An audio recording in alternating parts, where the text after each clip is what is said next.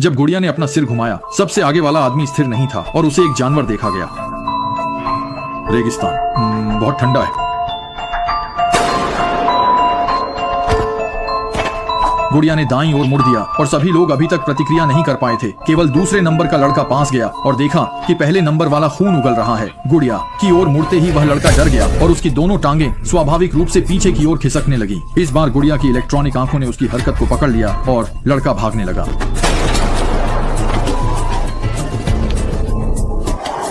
खून के छींटे देखे एक व्यक्ति दौड़ा, दर्जनों पीछे।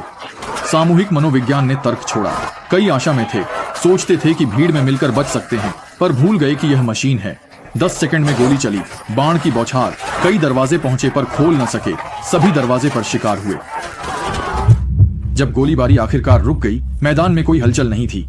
सैकड़ों बचे हुए लोग कांपते हुए खुद को न थरथराने के लिए मजबूर कर रहे थे। जब गुड़िया ने फिर से अपना सिर घुमाया तो कोई भी हिलने की हिम्मत नहीं कर रहा था। केवल वह एक नंबर का बुजुर्ग मुस्कुराते हुए आगे बढ़ा और गुड़िया के सिर घुमाने से पहले रुक गया। इस दौर में कोई नहीं मरा, लेकिन जब बुजुर्ग आगे बढ़ा तो दोबारा कुछ लोग उसके पीछे चलने लगे।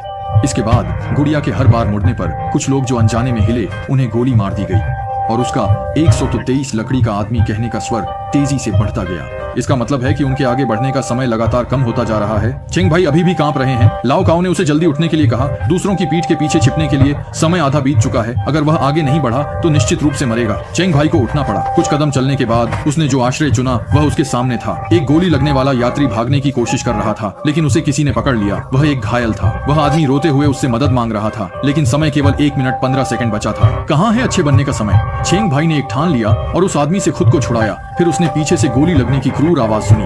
आखिरी मिनट में कई लोग फिनिश लाइन की ओर दौड़ पड़े। चेंग भाई भी तेजी से बढ़े, लेकिन अचानक वह जमीन पर पड़े एक हाथ पर ठोकर खा गए। जैसे ही गुड़िया ने मुड़कर देखा, एक हाथ अचानक उसकी कॉलर को पकड़ लेता है। यह एक दक्षिण एशियाई व्यक्ति है जिसने अपनी जान जोखिम में डालकर चेंग भाई की जान बचाई।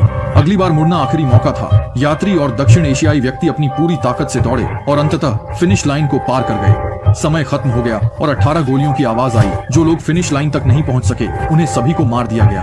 मैदान पर सन्नाटा छा गया। बचे हुए लोग सभी डर में डूबे हुए थे। कोई नहीं जानता था कि उन्होंने वास्तव में क्या अनुभव किया और आगे क्या अनुभव करेंगे। कैमरा दूर जाता है और वे एक समुद्री द्वीप पर हैं। इस खेल के पीछे वास्तव में क्या साजिश है?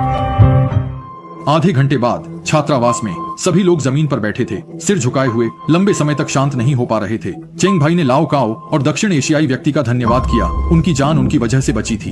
अचानक एक लाल कपड़े वाला व्यक्ति प्रकट हुआ और सभी को खेल के परिणामों की जानकारी दी, जिसमें 426 लोगों में से 201 को बाहर किया गया और पहले खेल में ही आधे से अधिक लोग मर गए। एक महिला बाहर आई, जमीन पर घुटने टेकते